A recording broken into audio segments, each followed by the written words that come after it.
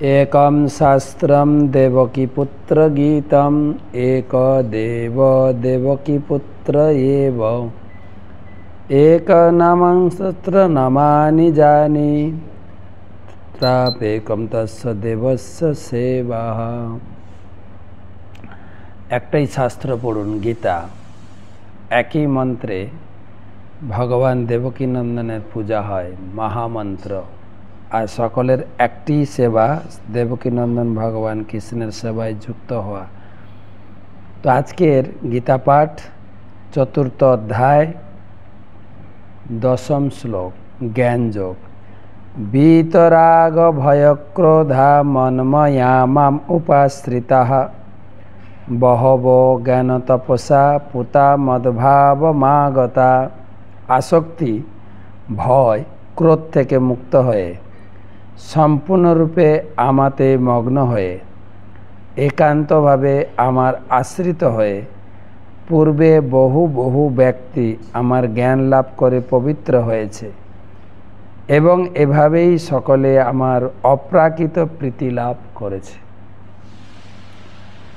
তো ভগবান কৃষ্ণ গতকালকে বলেছেন, কেবল আমার জন্ম কর্ম, অপ্রাকৃত জন্ম অপ্রাকৃত কর্ম জানলেই এই জড় বন্ধন থেকে, দুঃখময় জগৎ থেকে মুক্তি পাবে।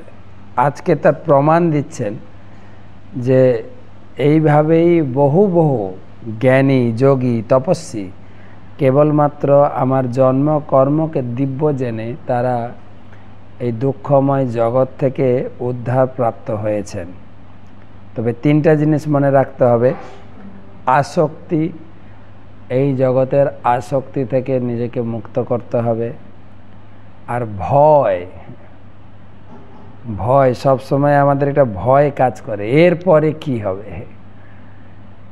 কিন্তু ভগবান বলছেন আমার উপরে ডিপেন্ড করো, আমার উপরে আশ্রয় গ্রহণ করো। আমার নাম হচ্ছে অভয়। অভয়, তোমাকে অভয় প্রদান করব। মা সূচ, গীতাতে অনেক জায়গায় বলা হয় যে তুমি অনুশোচনা করো না। আর ক্রোধ, এই তিনটা থেকে মুক্ত হয়ে কেবলমাত্র আমার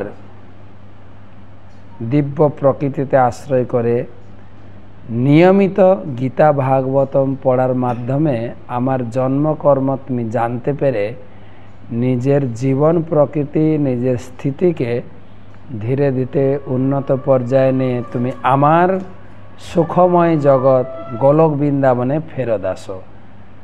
এর অনেক দৃষ্টান্ত রয়েছে, অনেক অনেক বহু বহু জ্ঞান তপস্যা, বহু বহু ব্যক্তি এইভাবে উদ্ধার পেয়েছে।